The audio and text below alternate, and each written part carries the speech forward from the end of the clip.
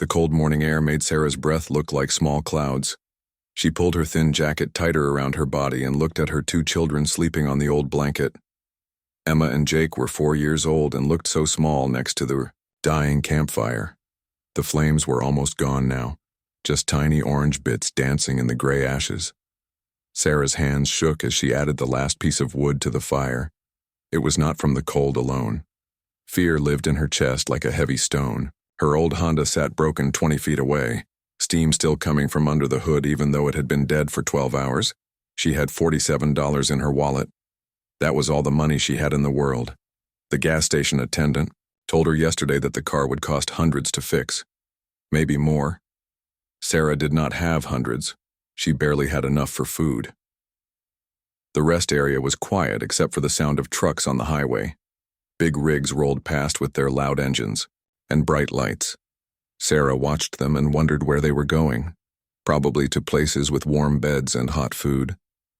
Places that felt safe. Emma stirred on the blanket and opened her eyes. "Mommy, I'm cold," she whispered. Sarah moved closer and wrapped her arms around both children. "I know, baby. The sun will be up soon. It will get warmer." Jake woke up too and rubbed his eyes. "Are we going to Aunt Lisa's house today?" Sarah's heart broke a little more. "Maybe, sweetie, we have to fix the car first." The children had been so good during this terrible trip. They asked for food when they were hungry, but they did not cry when she said they had to wait.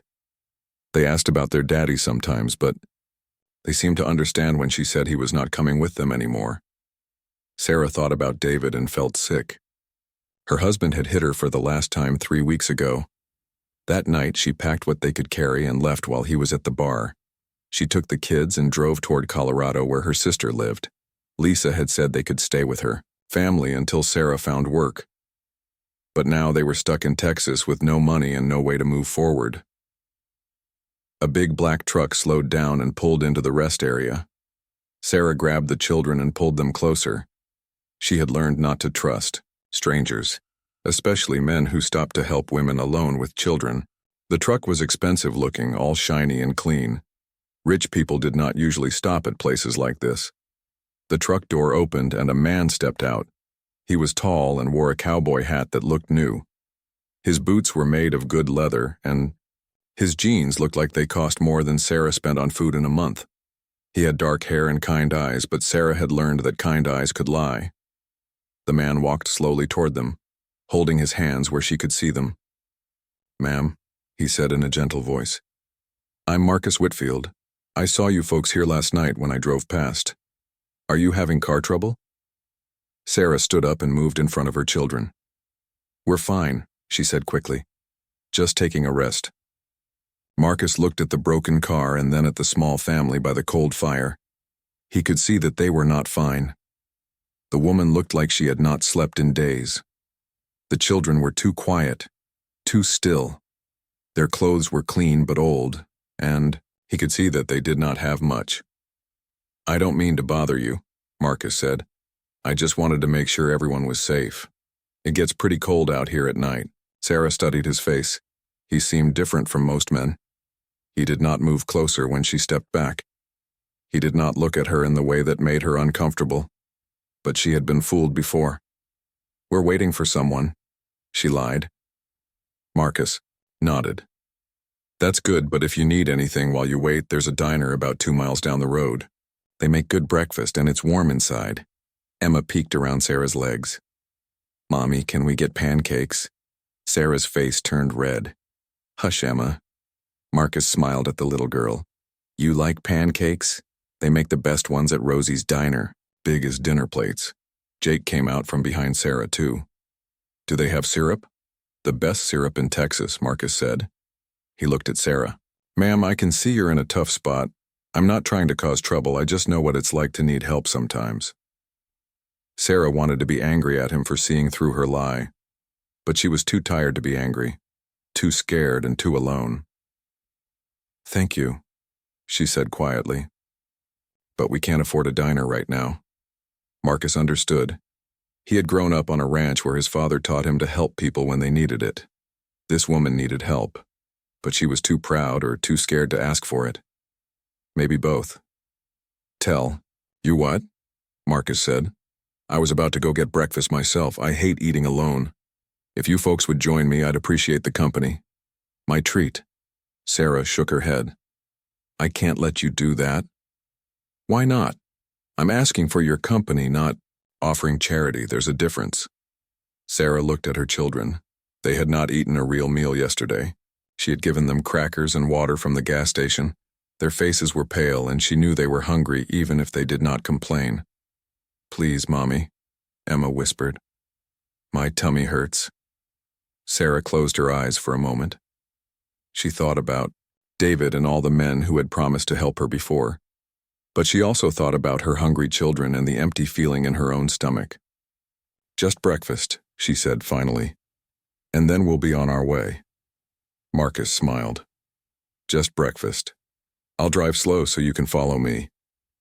Our car is broken, Jake said before Sarah could stop him. Marcus looked at the Honda again. Well then, why don't you ride with me? It's not far. Sarah's fear came back. Getting in a car with a strange man was not smart, but staying here with no food and no heat was not smart either. She looked at Marcus again. He waited patiently while, she decided. He did not push or try to convince her. That was different. Okay, she said, but just to the diner. Marcus helped her put out the fire and gather their few things. The children climbed into the back seat of his truck and marveled at how clean and warm it was. Sarah sat in the front but stayed close to the door. As they drove toward the diner, Sarah wondered if she was making another mistake. But Emma and Jake were smiling for the first time in days, and that had to count for something. Marcus did not ask questions about why they were sleeping outside or where they were going. He just drove and talked about the weather and the countryside. He pointed out a hawk flying overhead and told the children about the different animals that lived on his ranch. Sarah listened and slowly felt some of the tension leave her shoulders. Maybe this man really was just being kind. Maybe not all strangers were dangerous. Maybe, just maybe, things would be okay for a few more hours. Rosie's diner was exactly what Marcus had promised. The smell of bacon and coffee filled the air, and the booths were covered in red vinyl that looked worn but clean. Sarah held Emma's hand, while Jake stayed close to her other side. The children's eyes grew wide as they looked at the menu pictures on the wall. Sit anywhere you like, called a woman behind the counter. She had gray hair and a friendly smile that reminded Sarah of her grandmother. Marcus chose a booth by the window and helped the children climb up onto the seats. Sarah sat across from them and picked up the menu with shaking hands. Everything cost so much. A stack of pancakes was $8. That was almost all the money she had left. The pancakes here are famous, Marcus said to Emma and Jake. They come with strawberries and whipped cream if you want. Emma bounced in her seat. Can we, Mommy? Please? Sarah looked at the prices again. Maybe just the small ones, she said quietly. Marcus caught the waitress's eye. We'll have 3 orders of the big pancakes, he said, and coffee for the adults, milk for the kids. I can't let you pay for all that, Sarah protested. Already ordered, Marcus said with a smile. Too late to change it now. The waitress brought coffee and milk to the table. Sarah wrapped her hands around the warm cup and felt the heat spread through her fingers. She had not realized how cold she had been until she started to warm up. So, Marcus said carefully, car trouble is the worst. What happened to yours? Sarah did not want to talk about the car. She did not want to explain that she had no money to fix it and nowhere to go. It just stopped working, she said. Jake was more helpful. It made a loud noise and white smoke came out. Then Mommy said bad words. Jake! Sarah's face turned red. Marcus laughed. I've said bad words at cars too. They can be frustrating. Did you have someone look at it? The gas station man said the engine was broken, Emma said. He said it would cost lots of money. Sarah wanted to disappear under the table. Her children were telling this stranger all their business. The kids don't understand, she said quickly. $800, Jake announced. That's what the man said. Mommy said we don't have $800. Marcus nodded seriously. $800 is a lot of money. especially when you're not expecting it. The pancakes arrived, and the children forgot about everything else. The plates were huge, just like Marcus had promised. Emma and Jake attacked, their food like they had not eaten in days, which was close to the truth. Sarah cut her pancakes into small pieces but did not eat much. Her stomach was too tight with worry. She watched her children eat and tried to figure out what to do next. Call her sister and ask for money? Lisa was struggling too, with 3 kids of her own. Go back to David? That thought made her feel sick. You're not eating, Marcus observed. I'm not very hungry, Sarah lied. Marcus studied her face. She looked like someone who had been running for a long time and was afraid to stop.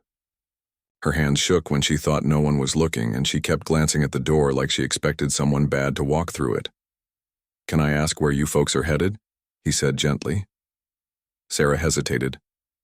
Colorado. My sister lives there. That's a long drive from here, especially with car trouble. We'll figure it out, Sarah said, but her voice did not sound confident. Marcus made a decision. Listen, I know we just met, but I have an idea. My ranch has a good mechanic who works on all our vehicles. He's honest and fair. Why don't I give him a call and see if he can take a look at your car? Sarah shook her head. I told you, I don't have $800. Maybe it won't cost that much.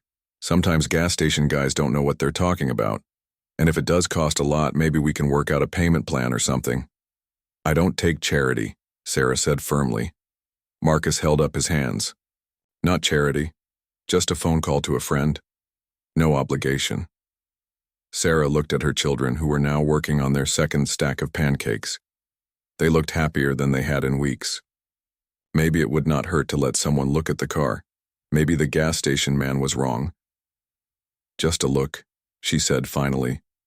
Nothing more. Marcus smiled and pulled out his phone. He talked to someone named Joe for a few minutes, then hung up. He'll meet us at the rest area in an hour. He's bringing his tools. Sarah felt a mix of hope and fear. Hope that maybe the car could be fixed cheaply. Fear that she was trusting a stranger too much, too fast. They finished breakfast and Marcus paid the bill despite Sarah's protests. As they walked back to his truck, Emma took Marcus's hand without being asked. Jake walked on his other side, chattering about the pancakes and asking questions about Marcus's ranch. Do you have horses? Jake wanted to know. Lots of horses, Marcus said, and cows and chickens and a dog named Buster. Can we see them? Emma asked. Sarah pulled Emma's hand away from Marcus. We're not going to the ranch, sweetie. We're going to Colorado. Marcus did not argue, but he saw the disappointed look on the children's faces. He also saw the fear in Sarah's eyes when Emma had taken his hand. Someone had hurt this woman badly. That was clear. At the rest area, Joe was already waiting with his truck full of tools. He was an older man with kind eyes and gentle hands. He listened to the Honda's engine for a long time, then looked under the hood. Well, he said finally, I've got good news and bad news. Sarah's heart sank. How bad? The bad news is you need a new engine. This one is completely gone. The good news is I've got a used engine that would work. It's not perfect, but it would get you where you're going. How much? Sarah asked, though she already knew she could not afford it. For the engine and the work, about $600. Sarah felt like crying. $600 might as well have been $6,000. She had $47 and no way to get more. I can't, she whispered. Marcus saw the defeat in her face. He also saw her children looking back and forth between the adults, trying to understand what was happening. Joe, Marcus said, what if we worked out a deal? What kind of work could someone do to pay off $600? Joe scratched his head. Well, my wife has been after me to organize the office at the shop, and our bookkeeper quit last month. Someone good with numbers could probably work off the debt in a few weeks. Sarah looked up sharply. I'm good with numbers. I did bookkeeping for 3 years before. She stopped herself before she said, before my husband made me quit. There you go, Marcus said. Problem solved. But Sarah was already shaking her head. I can't stay here for weeks. I need to get to my sister's. Why? Marcus asked gently. Is someone expecting you on a certain day? Sarah realized she had not actually told Lisa when they were coming. She had just said they were on their way. Lisa would not be worried if they were late. I don't know you people, Sarah said. I can't just stay here and work for strangers. Marcus understood her fear. What if we started small, just one day? You could see if you like the work, and Joe could see if you're good at it. If it doesn't work out, we'll figure out another way to help you get to Colorado. Emma tugged on Sarah's jacket. Mommy, can we stay one day? I want to see the horses. Jake nodded eagerly. And the dog named Buster. Sarah looked at her children's hopeful faces, then at the broken car, then at the two men who were offering to help her. Every instinct told her to be careful, to not trust strangers. But another part of her, the part that was tired of running and scared and hungry, wanted to say yes. Just one day, she said finally. And I work for what I get, no handouts. Marcus smiled. Just one day, he agreed. But as Joe started making plans to tow the car to his shop, Marcus had a feeling that one day might turn into something more. This woman and her children needed more than just car repairs. They needed a safe place to land, and Marcus was beginning to think his ranch might be exactly that place. That evening, Sarah sat on the small bed in the motel room Marcus had paid for and stared at the phone number he had written on a piece of paper. He had offered her a job at his ranch, not just helping Joe with bookkeeping, but real work that would let her save money for the car repairs and the trip to Colorado. Emma and Jake were asleep on the other bed, their bellies full from the dinner Marcus had bought them at a family restaurant. They had talked nonstop about the horses they wanted to see and asked 100 questions about ranch life. Sarah had watched Marcus answer every question with patience and kindness, but kindness could be a trap. She had learned that lesson the hard way. The motel room was clean but small, with 2 beds and a tiny bathroom. It was the first real roof they had slept under in 3 days, and Sarah should have felt grateful. Instead, she felt trapped between fear and hope. Marcus had explained his offer over dinner. His ranch was big, with cattle and horses and several buildings. His father lived in the main house but needed help taking care of things. Marcus traveled sometimes for business and worried about leaving the old man alone. Sarah could help with the books, organize the office, and keep an eye on his father when needed. There's a small cottage behind the main house, Marcus had said. It has 2 bedrooms and a kitchen. You and the kids could stay there while you work. I'd pay you $15 an hour, and you wouldn't have to pay rent or utilities.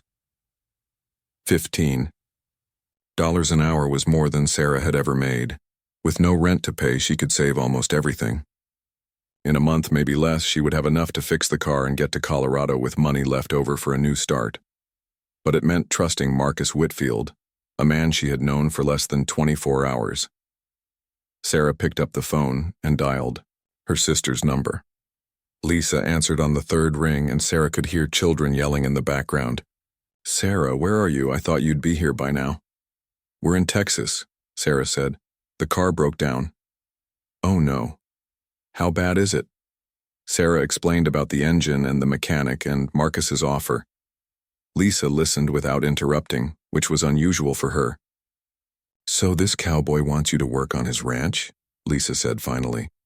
Just temporarily, until I can save enough money to get the car fixed. And he's letting you stay in a house for free? A cottage, behind his house. Lisa was quiet for a moment. Sarah, honey, I love you, but I have to ask. Are you sure this guy is legitimate? I mean, offering a job and housing to a stranger? That sounds too good to be true. Sarah had been wondering the same thing. I don't know. Maybe. But Lisa, I don't have any other choice. I have $47 and 2 hungry kids. Even if I could find a way to get to Colorado tomorrow, what then? I'd need time to find work and save money for an apartment. At least this way I'd be earning money while we have a place to stay. What? About David? Has he tried to contact you? Sarah's stomach twisted. No, I don't think he knows where we went. Good. Keep it that way. Lisa sighed. Look, if you think this Marcus guy is safe, then maybe it's worth trying. But be careful, okay? Trust your instincts. And call me every day so I know you're all right." After hanging up, Sarah lay down next to her children and tried to sleep. But her mind would not stop spinning. She thought about David and the last time he had hit her. She thought about the fear in her children's eyes when he yelled. She thought about running away in the middle of the night with nothing but a suitcase and hope. Then she thought about Marcus's gentle voice and the way he had talked to Emma and Jake like they mattered. She thought about his offer of work and housing with no strings attached. She thought about the tired lines around his eyes when he mentioned his father needing help. Maybe he really was just a good man trying to help. Maybe she was allowed to trust someone again. The next morning, Marcus picked them up at the motel and drove them to his ranch. Sarah had expected something modest, but the Whitfield ranch was enormous. Rolling hills stretched as far as she could. See, dotted with cattle and horses, the main house was huge and beautiful with a wide porch and tall windows. "Wow," Jake breathed, pressing his face against the truck window. The cottage Marcus had mentioned sat about 100 yards behind the main house. It was small but charming, with a red roof and white walls. Flowers grew in boxes under the windows, and a small porch faced the pasture where horses grazed. "It's like a fairy tale house," Emma whispered. Marcus helped them carry their few belongings inside.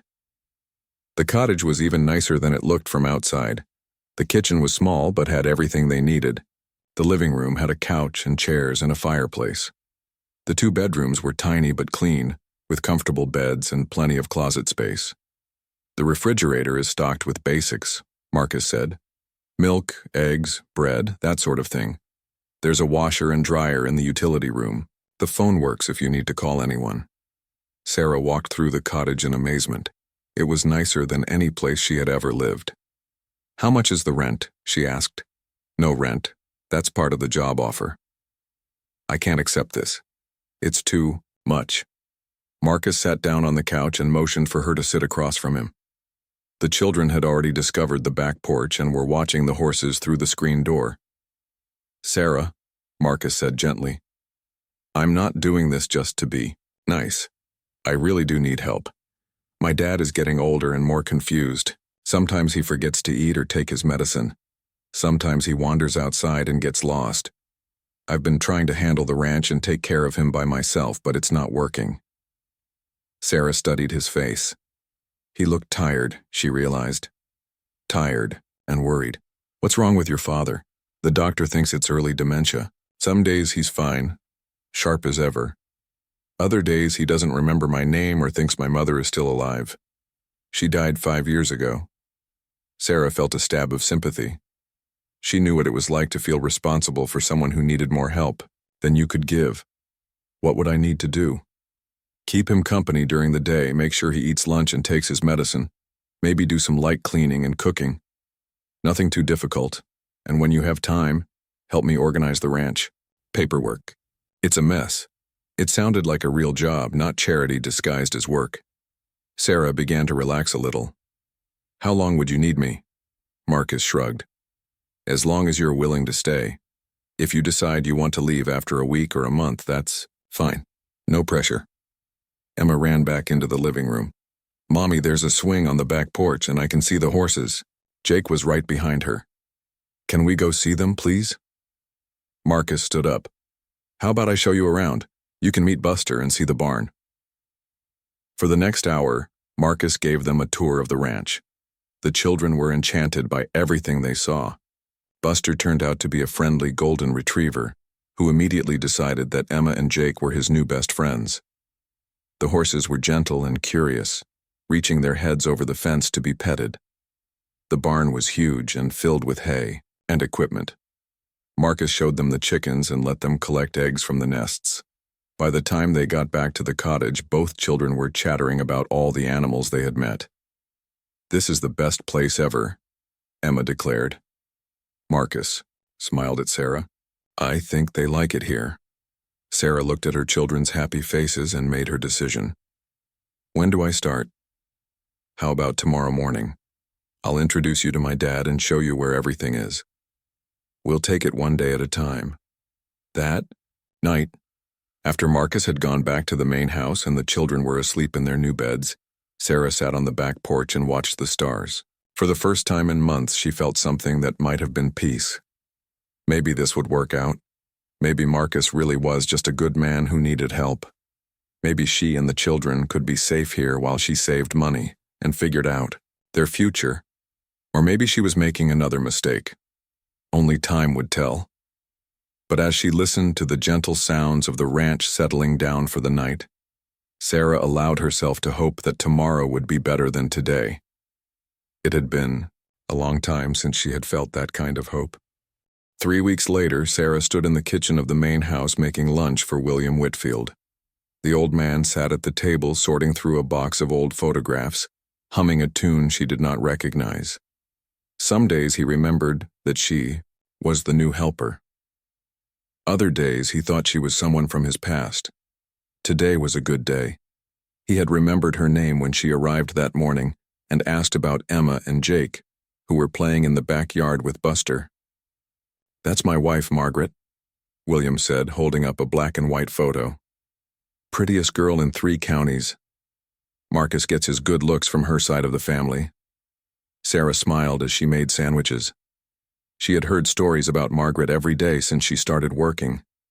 According to William, she had been smart and funny and could ride a horse better than most men. She had also been the one who kept the ranch books and made sure everything ran smoothly. "She sounds wonderful," Sarah said. She was. 43 years we were married. Not long enough, though. Never long enough when you love someone that much. Sarah set a sandwich in front of William along with his afternoon medicine. The doctor had prescribed pills for his memory, but they only seemed to slow down the forgetting, not stop it. "What about you, dear?" William asked. "You have a husband somewhere?" Sarah had learned to be honest with William.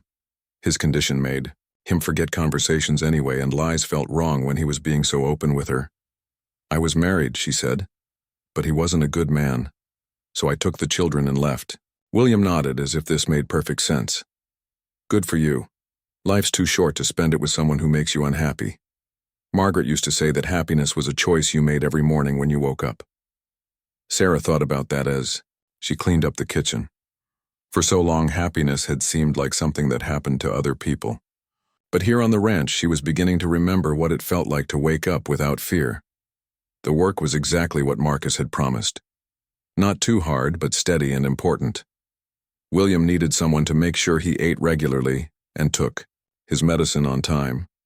He got confused easily and sometimes forgot where he was, but he was never mean or difficult. Mostly he just seemed lonely. The ranch paperwork had been a bigger mess than Marcus had admitted. Bills and receipts were stuffed into boxes with no organization. Important documents were mixed in with old feed catalogs. Sarah had spent hours sorting everything into proper files and setting up a simple bookkeeping system. Marcus had been grateful for her help, but he was also careful to keep his distance. He was polite and friendly, but he never stayed long when he came to check on his father. Sarah wondered if he was worried about making her uncomfortable, or if he just had too much work to do. The children had adapted to ranch life like they were born to it. Emma helped Sarah collect eggs from the chickens every morning and had named all of them. Jake followed Marcus around whenever possible, asking endless questions about cattle and horses and ranch equipment. Both children had gained weight and color in their cheeks. They laughed more than they had in months. "Miss Sarah," William said, interrupting her thoughts, "could you help me find something?" "Of course. What are you looking for?" William's face scrunched up in concentration. "I can't remember. Something important. Something I need to give to someone." This happened sometimes. William would remember that something was important but forget what it was. Sarah had learned that the best thing to do was help him look through his things until he found what felt right. They spent an hour going through the desk in his study. William rejected photo albums and papers and books. Finally, he opened a small wooden box and pulled out a ring. It was simple but beautiful, with a small diamond surrounded by tiny blue stones. "This," he said with satisfaction. "This is what I was looking for." "It's beautiful," Sarah said. "Was it your wife's?" "Margaret's engagement ring. I gave it to her 60 years ago next month. William turned the ring over in his hands. She made me promise to give it to the right woman when the time came. Sarah felt uncomfortable. Maybe you should put it back in the box for safekeeping. But William was shaking his head. No, no. The time is now. She told me I'd know when I met the right woman. Someone who would love Marcus the way she loved me. Sarah's face turned red. Mr. William, I think you're confused. I just work here. Marcus and I we're not, aren't you? William looked at her with eyes that seemed suddenly clear and knowing. The way he looks at you when he thinks no one is watching. The way you smile when he comes in the room. I may be forgetting a lot of things, but I still know what love looks like. Before Sarah could respond, the back door opened and Marcus walked in. He was dusty from working with the cattle, and his hair was messy under his hat. When he saw Sarah and his father sitting close together, he stopped in the doorway. Everything okay in here? William held up the ring. I was just showing Sarah. Your mother's ring. Pretty little thing, isn't it? Marcus looked from the ring to Sarah's embarrassed face. Dad, you probably shouldn't be handling Mom's jewelry. You might lose it. Can't lose it if I give it away, William said matter-of-factly, and awkward silence filled the kitchen. Sarah stood up quickly and began gathering the lunch dishes.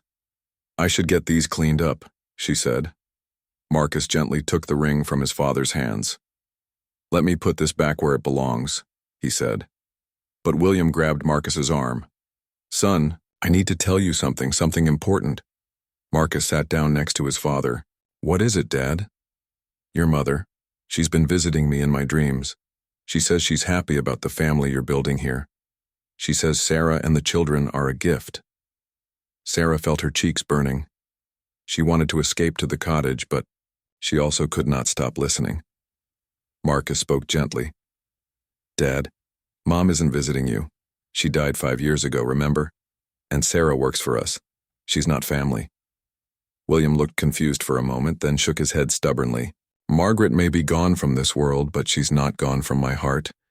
And she told me to give that ring to the woman who will make you happy. I know love when I see it, Marcus. Don't you? Marcus glanced at Sarah, who was standing frozen by the sink. Their eyes met for just a moment before she looked away. I think you're getting confused, Dad, Marcus said softly. Why don't you rest for a while? After William had gone to his room for a nap, Marcus and Sarah stood alone in the kitchen. The silence stretched between them until Sarah could not stand it anymore. I'm sorry about that, she said. Sometimes he gets ideas about things. He means well, Marcus said. He just misses Mom and wants everyone to be as happy as they were. Sarah nodded and went back to washing dishes. But she could feel Marcus, watching her, and her hands shook slightly as she scrubbed the plates. Sarah, Marcus said quietly. She turned around. He was standing closer than she had expected, close enough that she could see the concern in his eyes. Are you happy here? He asked. Really happy? Because if you're not, if you want to leave, I'll help you get to Colorado tomorrow. No questions asked. Sarah looked at this man who had given her and her children a safe place to land. He asked for nothing more than honest work in return. He was patient with his confused father and kind to her children. He kept his distance and respected her boundaries even when his father was trying to push them together.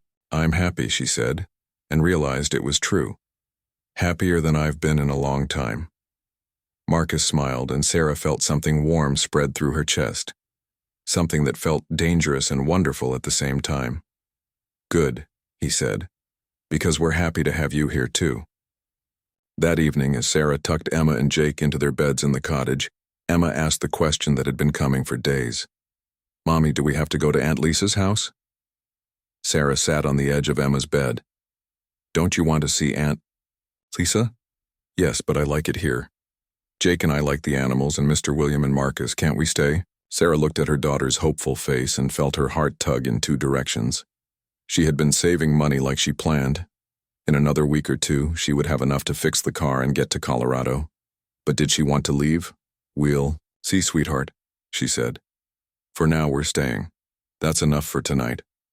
But as she sat on the porch later, watching the lights in the main house where Marcus was probably helping his father get ready for bed, Sarah knew that staying was becoming less about the money and more about something else entirely, something that felt like home.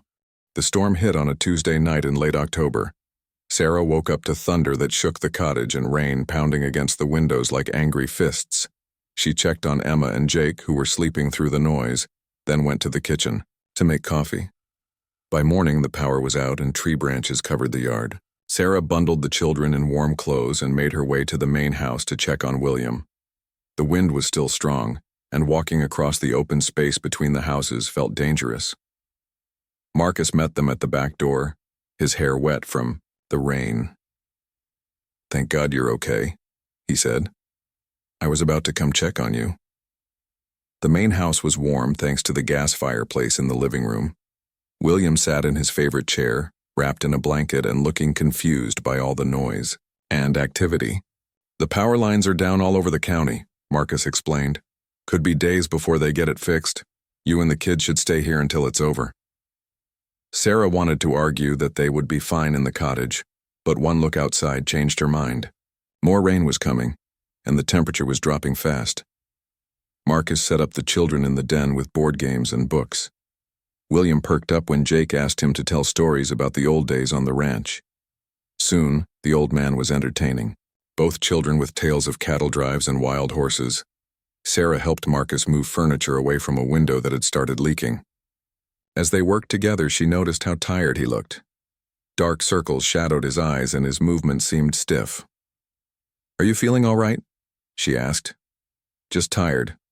I was up most of the night checking on the animals and securing things outside." By afternoon, Marcus was clearly getting sick. His face looked flushed and he kept coughing. When Sarah touched his forehead, it was burning hot. "You have a fever," she said. "You need to go to bed." "I can't. Dad needs watching and there's still work to do outside." "The work can wait and I can watch your father. That's what you pay me for." Marcus started to protest, but another coughing fit stopped him. Sarah took charge, something she had not done in a long time. She made him hot tea with honey and led him to his bedroom like he was one of her children. "Sleep," she ordered. "I'll take care of everything else." For the next 2 days, Sarah ran the household while Marcus fought off the flu. She cooked meals for everyone and kept William calm when he got agitated by the storm sounds. She entertained the children and made sure Marcus drank plenty of fluids and got rest. On the second night, Marcus's fever spiked dangerously high. Sarah found him shivering and talking to people who were not there. She almost called for an ambulance, but the phones were still not working and the roads were flooded. Instead, she spent the night in a chair next to his bed, putting cool cloths on his forehead and making sure he did not get worse. Emma and Jake slept in William's room, and the old man seemed to understand that something serious was happening. He stayed calm and helped keep the children quiet. Marcus mumbled a lot during the fever. Sometimes he talked to his mother, sometimes he called out orders to ranch hands, and sometimes he said Sarah's name in a voice so gentle and worried that it made her heart ache. Near dawn, the fever finally broke. Marcus opened his eyes and looked around the room in confusion, until he saw Sarah slumped in the chair beside him. "What are you doing here?" he whispered. "You were really sick. Someone needed to watch you." Marcus tried to sit up but was too weak. "The kids? Dad?" "Everyone's fine. Go back to sleep." But Marcus was studying her face in the early morning, light coming through the window. "You stayed up all night taking care of me." Sarah felt suddenly shy. "It's what anyone would do." "No," Marcus said quietly. "It's what someone who cares would do." Their eyes met and held for a long moment. Sarah felt something shift between them, something that had been building for weeks but had never been spoken out loud. "Sarah," Marcus started to say, but Emma's voice calling from downstairs interrupted them. "Mommy, Mr. William is making pancakes and they're burning." Sarah jumped up, the spell broken. "I should go help him." "Sarah, wait." Marcus caught her hand as she turned to leave. "Thank you for everything. I don't know what I would have done without you here." The touch of his hand sent warmth up her arm. "You would have been fine," she said, but she did not pull her hand away. "No," Marcus said. "I wouldn't have. I haven't been fine in a long time. Not until you came here. Sarah's heart started beating faster. She wanted to say something, but the words would not come. Instead, she gently squeezed his hand and then hurried downstairs to rescue the pancakes. By the end of the week, the power was back on, and life returned to normal. But something had changed between Sarah and Marcus. He found reasons to spend more time in the house when she was working. She caught herself watching for him to come in from the fields, when their hands accidentally touched while reaching for the same thing. Neither of them pulled away quickly. William noticed the change too. "About time," he said one afternoon when Marcus lingered over coffee instead of going back to work. "A man needs more than cattle and horses to make him happy." Sarah blushed and busied herself with folding laundry. But when she glanced at Marcus, he was watching her with an expression that made her stomach flutter. That evening, Marcus knocked on the cottage door after the children were in bed. Sarah answered in her pajamas and robe, suddenly aware of how informal she looked. "I wanted to check on you," he said. "Make sure you're not getting sick after taking care of me all week." "I'm fine," Sarah said. But she did not move away from the doorway. Marcus stepped closer. "Sarah, I need to tell you something." Her heart started racing. "What?" "I know you're planning to leave when you save enough money. I know you have a life waiting in Colorado. But I need you to know that these past few weeks have been the best I've had in years. Having you and the kids here, taking care of Dad together, feeling like we're He stopped and shook his head. "I'm sorry. I don't have the right to say this." "Say what?" Sarah whispered. "That I care about you. More than I should. More than is probably smart." Marcus looked down at his hands. "I know you've been hurt before. I know you don't trust easily. I'm not asking for anything. I just needed you to know." Sarah stood frozen in the doorway. Part of her wanted to step back to protect herself the way she had learned to do. But a bigger part of her wanted to step forward, toward this man who had shown her nothing but kindness and respect. "Marcus," she said softly. He looked up, hope and fear warring in his eyes. "I care about you too," she admitted. "I've been trying not to, but I do." The smile that spread across Marcus's face was like sunshine after the storm. "Really?" Sarah nodded, suddenly feeling brave. "Really?" Marcus stepped closer, close enough that she could smell his aftershave and see the flecks of gold in his brown eyes. "So what do we do now?" "I don't know," Sarah said honestly. "This is all new to me. Being cared for instead of being afraid. I don't want to mess it up." "We don't have to figure it all out tonight," Marcus said gently. "We can take it slow. See what happens." Sarah thought about David, who had rushed her into marriage and then tried to control every part of her life. She thought about the fear and the running and the loneliness. Then she looked at Marcus, who was offering her time and space and the freedom to choose. "Okay," she said. "Slow sounds good." Marcus smiled and reached out to touch her face gently. "I'm not going anywhere, Sarah. Whatever you need, however long it takes, I'm not going anywhere." For the first time in years, Sarah believed that someone meant what they said. And for the first time since arriving at the ranch, she began to think that maybe Colorado could wait a little longer. 2 months after the storm, Sarah was hanging laundry on the line behind the cottage when she heard a car coming up the ranch road. She shaded her eyes against the December sun and watched a beat-up sedan pull into the yard. Her blood turned to ice when she recognized the driver. David stepped out of the car and looked around the ranch like he owned it. He was wearing the same leather jacket he had worn the day she left, and his dark hair was longer than she remembered. But his eyes were the same, cold and angry, and looking for someone to blame. Sarah dropped the basket of wet clothes and ran toward the main house, her heart pounding so hard she thought it might burst. Emma and Jake were inside with William, helping him make cookies. She had to get to them before David did. But David saw her running and cut her off before she reached the porch. "Hello, Sarah," he said in the calm voice that had always scared her more than his yelling. "Miss me? How did you find us?" Sarah's voice came out as a whisper. "Your sister has a big mouth. Took some convincing, but she finally told me about your rich cowboy boyfriend." David smiled, but it was not a nice smile. Thought you could disappear with my kids? Think again. They're not your kids anymore, Sarah said, finding her courage. You walked out on us. You haven't seen them in months. Because you kidnapped them. You had no right to take my children without my permission. I had every right to protect them from you. David's face darkened. Protect them from what? I never touched those kids. No, you just hit their mother in front of them. You just made them hide in their room when you got drunk and violent. You just made them think that was normal. David stepped closer and Sarah automatically stepped back. It was a dance they had done many times before. You always were dramatic. A few arguments don't make me a monster. Daddy? They both turned to see Jake standing on the porch, his face confused and uncertain. Emma appeared beside him, clinging to his arm. David's whole expression changed. Jake, Emma, come give Daddy a hug. But the children did not move. They looked at their father like he was a stranger, which Sarah realized he almost was.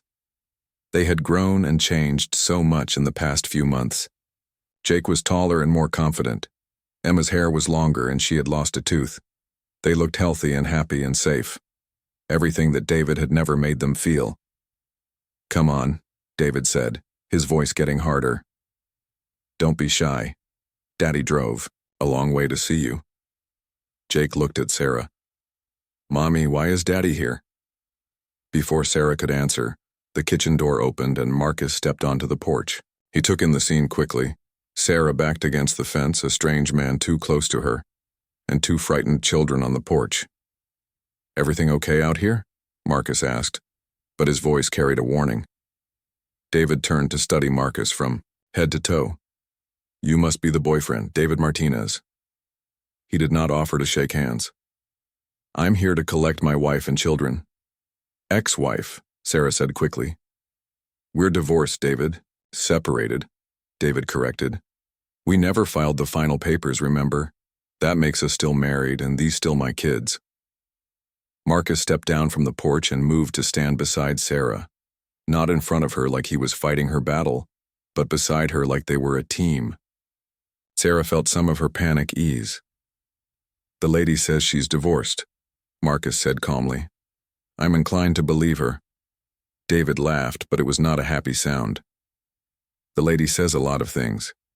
She also said she was taking the kids for a weekend. Visit to her mother, that was 4 months ago. Mommy? Emma's voice was small and scared. Do we have to go with Daddy? The question broke Sarah's heart. Her children should not have to be afraid of their own father. They should not have to ask if they were safe. Nobody's going anywhere, Sarah said firmly. David, you need to leave. Now. I'm not leaving without my kids. Marcus stepped forward slightly. I think the children have made their feelings pretty clear. They don't want to go with you. I don't care what they want. They're 4 years old. I'm their father. And I have rights. What you have, said a new voice, is about 30 seconds to get off my property before I call the sheriff. William Whitfield walked out of the house, moving slowly but with purpose. Despite his age and confusion, he still carried the authority of a man who had owned land and commanded respect for 70 years. David looked uncertain for the first time since arriving. This is a family matter, old man. Stay out of it. This is my land, young man, and that woman and those children are under my protection, same as they would be if they were my own blood. Sarah felt tears sting her eyes. William might forget her name sometimes, but he was defending her like she really was family. David's face was getting red. I have legal rights here. Those are my children. Then prove it, Marcus said. Show us custody papers. Show us a court order. Show us anything that gives you the right to take these kids. David's silence was telling. He had nothing legal to back up his demands, and everyone knew it. I don't need papers to take my own children, David said finally. Actually, you do, Marcus replied. Especially when those children are obviously scared of you. David turned his anger back on Sarah. You did this. You turned them against me. I didn't have to turn them against anything. They remember how you acted. They remember the screaming and the hitting and the way you made our house feel like a war zone. I never hit you in front of them.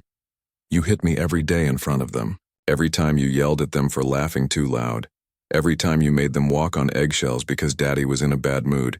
Every time you made them feel like they weren't safe in their own home. The children were crying now, and William moved to comfort them. Marcus stayed close to Sarah, ready to step in if David became physical. "You're making a mistake, Sarah," David said, his voice turning cold and threatening. "I know where you are now. I know about your boyfriend and his money. You think you can hide behind him forever?" "She's not hiding behind anyone," Marcus said. "She's building a life, something you never let her do." David pointed at Marcus. "Stay out of this, cowboy. This is between me and my wife." "Ex-wife," Sarah repeated. "And if you come here again, I'll call the police. I'll get a restraining order. I'll do whatever it takes to protect my children from you." "Our children. The children you abandoned. The children you never supported. The children who are better off without you." David raised his hand like he was going to hit her, and several things happened at once. Marcus stepped forward with his fists ready. William shouted from the porch, and Jake ran to stand in front of his mother. "Don't hurt my mommy," the little boy yelled. David stopped with his hand in the air, looking down at his son's defiant face. For a moment, Sarah thought she saw something that might have been shame cross David's features. "Jake," David said quietly. "I'm your daddy. I love you." Jake looked up at him with old eyes and a young face. "Daddies don't hurt mommies." "Marcus told me that?" David's gaze snapped to Marcus. "Teaching my kid to disrespect me? Teaching him what a real man looks like." Marcus replied without backing down. The standoff stretched for another minute before David finally lowered his hand. "This isn't over, Sarah. I'll be back with lawyers and court orders. You can't keep me away from my children forever." "Watch me," Sarah said. David got in his car and drove away, leaving dust and silence behind. Sarah immediately gathered her children in her arms, holding them tight while they cried. "It's okay," she whispered. "He's gone. You're safe." Marcus knelt beside them. "Hey guys, that was really scary, huh?" Emma nodded against Sarah's shoulder. "I don't want to go with him, Mommy." "You don't have to," Sarah promised. "I won't let him take you anywhere you don't want to go." Jake looked at Marcus with trust that broke Sarah's heart. "Will you help us stay safe?" Marcus looked at Sarah over the children's heads. "Always," he said. "I'll always help keep you safe." That night, after the children were finally asleep, and William had been settled for the evening, Sarah sat on the cottage porch and cried. Not just from fear, but from relief and exhaustion and the overwhelming feeling that she was not alone in this fight. Marcus found her there and sat down beside her without saying anything. Finally, Sarah spoke into the darkness. "He'll be back. With lawyers and court papers and legal arguments I can't afford to fight. Then we'll find you lawyers too. Good ones." Sarah turned to look at him. "Marcus, this isn't your fight. David was right about one thing. This is between me and him. I can't ask you to get involved in my mess." Marcus took her hand gently. "You're not asking, I'm volunteering. Those kids don't deserve to live in fear, and neither do you. It could get expensive. Legal fights always do. I don't care about the money. It could get ugly. David doesn't fight fair. Neither do I when someone I love is threatened." Sarah's breath caught. "Someone you love?" Marcus smiled and squeezed her hand. "Yeah, someone I love. All three of you, actually." For the first time since David's car had pulled into the yard, Sarah felt hope. She was not alone anymore. She had Marcus and William and a community of people who cared about her family. David might come back with lawyers and threats and legal papers, but he would not find the same scared woman he had left behind. He would find someone who had learned to fight back. Marcus kept his promise. 3 days after David's visit, a lawyer named Helen Torres sat in the main house kitchen drinking coffee and taking notes. She was a small woman with sharp eyes and a reputation for fighting hard for families in trouble. "David filed papers in family court," Helen explained. "He's claiming that you kidnapped the children and demanding immediate custody. He's also claiming that you're an unfit mother living with strangers in an inappropriate environment." Sarah felt sick. Can he do that? Can he just take them? He can try, but he's going to have a hard time proving his case. First, you didn't kidnap anyone. You took your children away from a dangerous situation, which is exactly what a good mother should do. Second, this environment is anything but inappropriate. The children are clearly happy and healthy here. Marcus leaned forward. What do we need to do? Helen smiled at him. We file counterpapers. We ask for full custody for Sarah and supervised visitation only for David. We document every instance of domestic violence and neglect. And we show the court that these children are thriving in their current situation. Over the next 2 weeks, Sarah's life became a series of appointments and paperwork. Helen interviewed Emma and Jake gently, letting them play with toys while she asked simple questions about their daddy and how he made them feel. The children's answers broke Sarah's heart, but strengthened their case. Marcus hired a private investigator who discovered that David had been fired from 2 jobs for drinking and had been arrested for bar fights. He had also been seen around town asking questions about Marcus's ranch and making threats about what he would do when he got his family back. William surprised everyone by insisting on giving a statement to Helen about what kind of mother Sarah was and how the children had flourished since arriving at the ranch. Despite his memory problems, he was clear and articulate when it mattered. Those babies were scared little mice when they got here, he told Helen. Now they're confident and happy. They laugh all the time. They're not afraid to make noise or ask for things they need. That's what good parenting looks like. The court date was set for a cold February morning. Sarah barely slept the night before, terrified that somehow David would convince the judge to give him custody. Marcus stayed in the cottage that night, sleeping on the couch so Sarah would not be alone with her fears.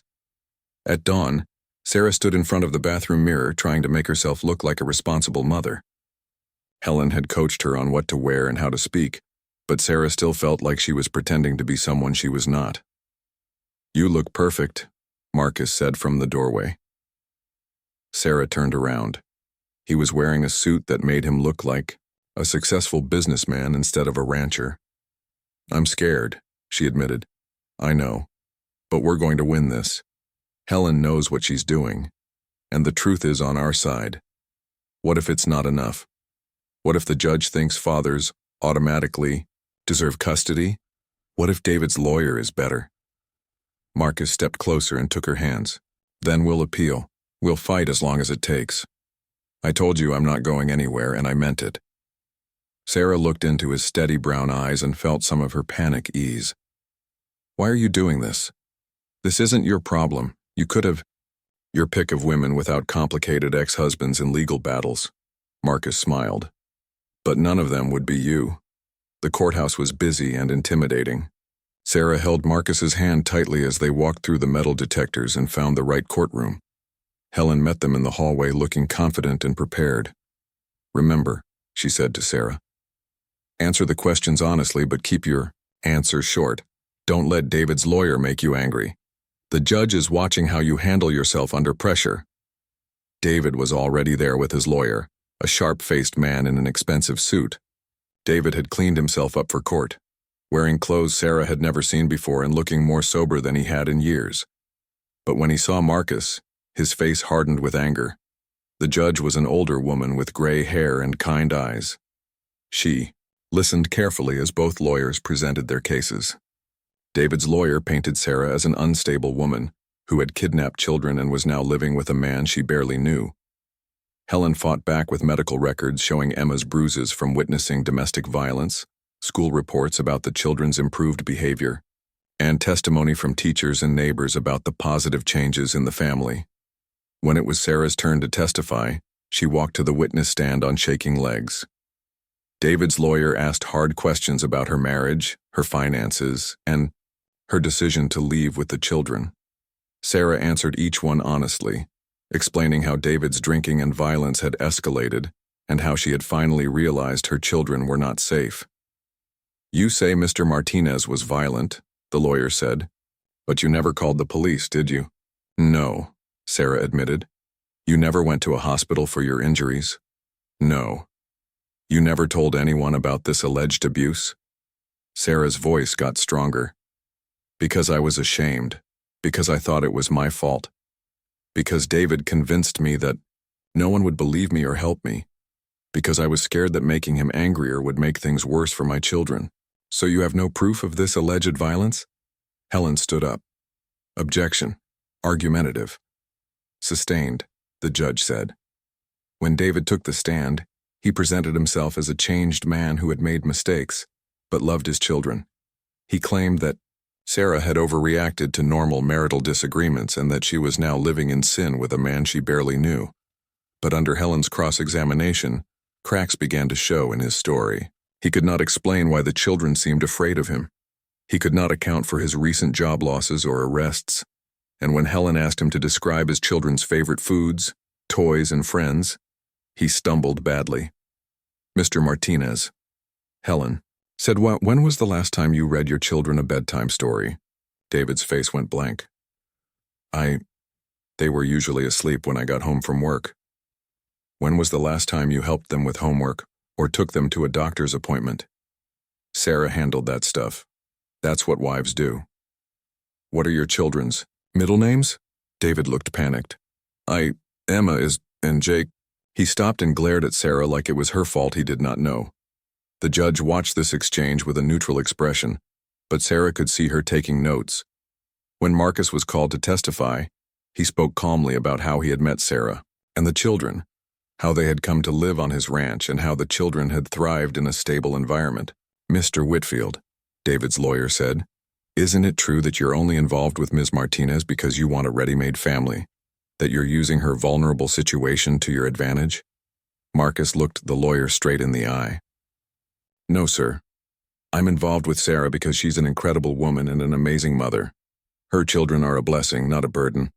And if she decided tomorrow that she wanted to take them and move to Colorado like she originally planned, I'd help her pack and wish them well. Because that's what you do when you love someone. You put their happiness first.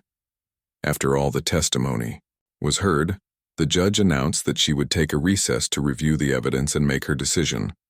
Sarah, Marcus, and Helen waited in the hallway while the minutes crawled by like hours. Finally, they were called back into the courtroom. The judge looked at both parents before speaking. This case comes down to one question. What is in the best interest of these children?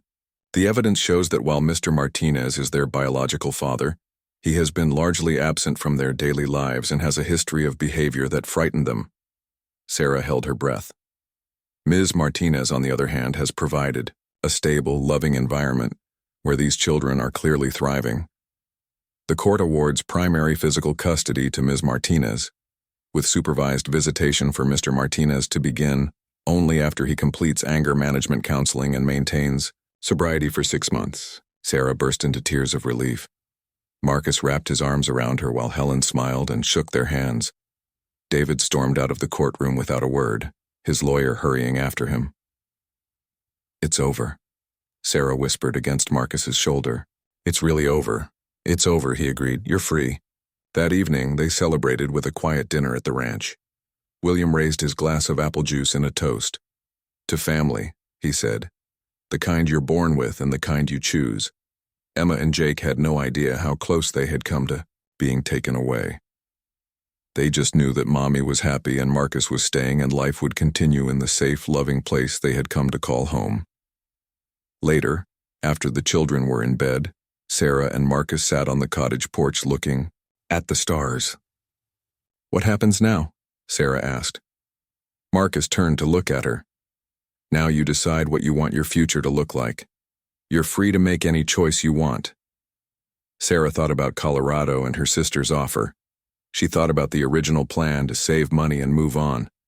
Then she looked at the man beside her and thought about the life they had been building together. I want to stay, she said. I want to make this our permanent home, if you'll have us.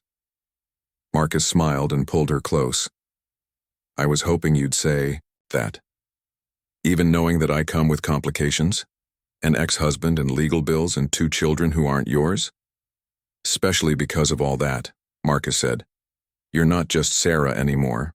6 months later, Sarah stood in front of the mirror in the main house bedroom, smoothing down the simple white dress she had chosen for her wedding day. It was not fancy or expensive, but it was perfect. The dress had short sleeves and came to her knees. and it made her feel beautiful in a way she had forgotten was possible. Emma sat on the bed behind her, wearing a yellow dress that matched the wildflowers growing around the ranch. "Mommy, you look like a princess," she said. Sarah smiled at her daughter in the mirror. "Thank you, sweetheart. Are you excited to be my flower girl?" Emma nodded so hard her curls bounced. "I practiced with the flowers. I'm going to throw them really good." Jake appeared in the doorway wearing a tiny black suit that made him look impossibly grown up. He was carrying the rings on a small pillow that William had helped him make. "Is it time yet?" Jake asked. "I want to give Marcus the rings." Sarah knelt down to straighten Jake's tie. In the past year he had grown 3 inches and gained 20 pounds. His face was round and healthy, and he smiled all the time now. Both children had changed so much since that cold morning when their car had broken down. "Almost time," Sarah said. "Are you happy about Marcus becoming your new daddy?" Jake nodded seriously. "He said I can help him with the cattle when I get bigger. And he's going to teach me to ride horses." Emma bounced on the bed. "And he said we can get a puppy after the wedding." Sarah laughed. She had not known about the puppy promise, but it sounded exactly like something Marcus would say. There was a soft knock on the door, and Lisa peeked in. Sarah's sister had driven down from Colorado for the wedding, bringing her husband and 3 children. It was the first time Sarah had seen her family in over a year. "The guests are all here," Lisa said. "Are you ready?" Sarah looked in the mirror one more time. The woman looking back at her was different from the scared, broken person who had arrived at this ranch with nothing but hope and $47. This woman stood straight and smiled easily. This woman was not afraid anymore. "I'm ready," she said. The wedding was small and perfect. They had set up chairs in the garden behind the main house, where the roses were in full bloom and the view stretched for miles across the rolling hills. About 30 people were there. Neighboring ranchers, Helen the lawyer who had become a friend, Joe the mechanic who had fixed their car so long ago, and the ranch hands who had watched Marcus fall in love and approved completely. William sat in the front row wearing his best suit and a huge smile. His condition had gotten worse over the past months, but today was one of his good days. He remembered that his son was getting married and that he loved Sarah like the daughter he had never had. Marcus stood under an arch covered with white roses, looking handsome in a dark blue suit. When he saw Sarah walking toward him with Emma, throwing flower petals and Jake carrying the rings, his face lit up with pure joy. The minister was an old friend of the Whitfield family who had known Marcus since he was a boy. He spoke about love and commitment and the blending of families. He talked about how sometimes the best things in life come from unexpected places and how love can heal wounds that seem too deep to fix. When it came time for vows, Marcus spoke first. "Sarah," he said, taking her hands in his. "A year ago, I thought I knew what my life was going to look like. I was wrong, and I'm grateful for that. You and Emma and Jake have brought light into places I didn't even know were dark. You've made this house a home and this ranch a place where laughter lives.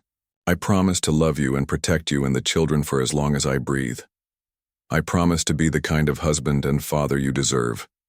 And I promise that you will never have to be afraid again." Sarah wiped away tears as she spoke her own vows. "Marcus, when I was lost and scared and didn't know where to turn, you offered me hope. Not just a job or a place to stay, but real hope for a better future. You showed me what love looks like when it's healthy and safe and real.